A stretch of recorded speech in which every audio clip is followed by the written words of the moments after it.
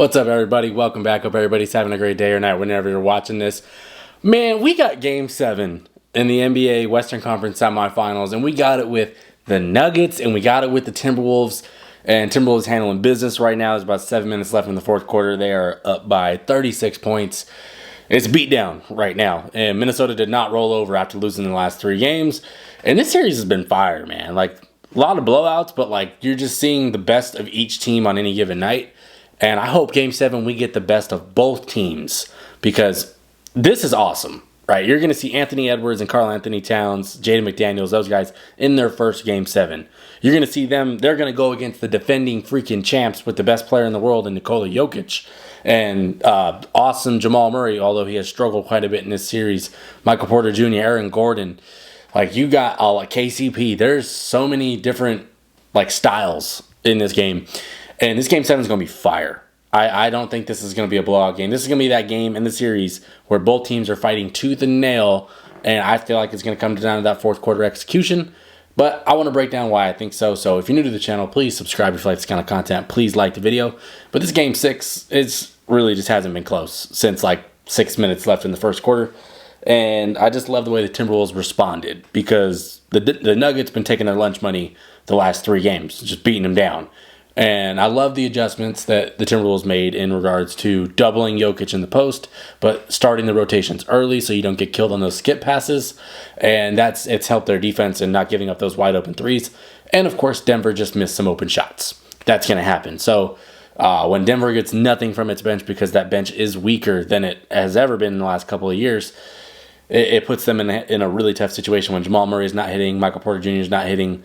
They're kind of cramped up. And when you force Jokic to be the passer, but you're forcing it to be he's passing to the guy that has to make the next pass, that's a lot better than letting him just absolutely mollywop you and put 40 on Gobert's head and dominate you, because then the defense has to crash and you have wide open shots and it's Jokic finding that guy immediately, not finding the guy that has to pass to the open guy. That's a completely different game plan. Now, after the first 2 games in this series, you would have thought Minnesota's running away with this. And I was on that same train. But you can never discount the defending champs with the best player in the world. If you do that, I think you're stupid. That was one of those things where I was like, I know they got to go back to Minnesota, but like I'm not ready to just count them out. But I love the way after the first 2 games Minnesota's playing. Denver was like, we're the defending champs. We're going to let our nuts hang, and we're going to show you why we're looked at as like the best team in the league any given night. And you saw that in the last 3 games before Game 6. They're beating them by 15 plus. And they're doubling Ant, and they tried to double Ant, but I like the adjustment that Minnesota made to where they were working more Cat in the post. And you saw a lot of Denver in the way they played with the rolling to the short post or right in the middle with Cat, and then the lob to Rudy Gobert. Denver gets those Jamal Murray pick and rolls, drops it into Jokic, and then he throws the lob to Aaron Gordon from the dunker spot. It was like watching a replica of it. And I think Minnesota found something with that a little bit. But you know Denver's going to have a counter for it in the next game, or you're going to hope that you trap Ant better and force those passes to be a little more difficult. Jesus Christ, I just looked up. It is a 44-point game right now with 6 minutes left in the fourth quarter. And I'm low-key rooting for Minnesota because I love Anthony Edwards just overall. But, like, Jokic is so much fun to watch because it just looks like he just doesn't care at all while he's doing it. Like, it's an effortless game for him. And, like, even tonight where the team plays horrible. They're down 44 with 6 minutes left in this game. Jokic still 20-plus points, 9 rebounds. Like, still has a good statistical game. Like, and some of those shots that he was making were not easy shots. So, like the Game 5 thing where we're bashing Gobert because Jokic did whatever he wanted. I'm sorry. There was nothing anybody in the world was going to be able to do to stop Nikola Jokic. There is no one player that will ever outplay him in a one-on-one in a series. Never going to happen. I'm sorry. But I think this Game 7, when you're going to have the defending champs that have been there before. Like, Jamal Murray's played in a Game 7. Nikola Jokic has played in a Game 7. Those guys, KCP's played in a Game 7. They know what that pressure is like.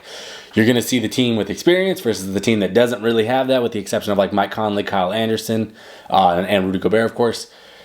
It can be fun because the best players on the Timberwolves are all young guys that ain't ever been there before, and the best players on the Nuggets are all dudes that have been there before and conquered that mountain. So ultimately, if you're Minnesota and you win, that's awesome. If you're Denver and you win and you move on, that's awesome. Whoever probably wins this series will probably win. Whoever wins this series is probably winning the West. Like, I like what Dallas and OKC are doing, but I don't think that series is done. I think that series is 7 games, but obviously we still have Game 6 to play, so who knows? I could be wrong on that. But these teams just look like juggernauts at times, and then there are times where they get beat by 47. It's like, it's 47 in the difference in the game right now. That is incredible. I feel like Minnesota, I'm sorry, I'm watching the Game 6 right behind the camera right now. I feel like the fans haven't sat down the entire game, and I love it for the fan base. But you're going to see Jokic probably have the best game of his series. I think that's fair to say, because he's going to empty the clip. And Jamal Murray is going to try and empty the clip, and he has historically risen to the occasion. You've seen KCP play big in big games. So this is no easy feat for anybody that is playing in this game. That's why whoever wins this has earned it. I think that's the best part, is we saw 2 great teams play great basketball. I just want to see it in this Game 7 be the best versions of each other.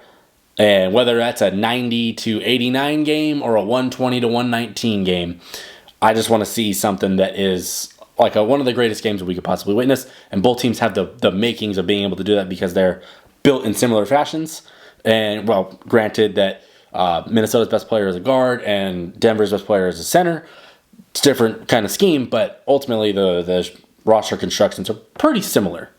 Granted, Minnesota's got the better bench, but when you have Nikola Jokic, and we've seen Jamal Murray go for 50, and we've seen Michael Porter Jr. play great, we've seen Aaron Gordon dominate, who knows what's going to happen? And I think that's the best part, is we have no idea, because Minnesota dominates the first 2 games, Denver smacks them the next 3, and then Minnesota responds in Game 6. But Denver got the home court advantage. You got that the tighter air up there, the light air, whatever you call it, where dudes can't breathe after a while, and there's going to be a lot of pressure and a lot of anxiety.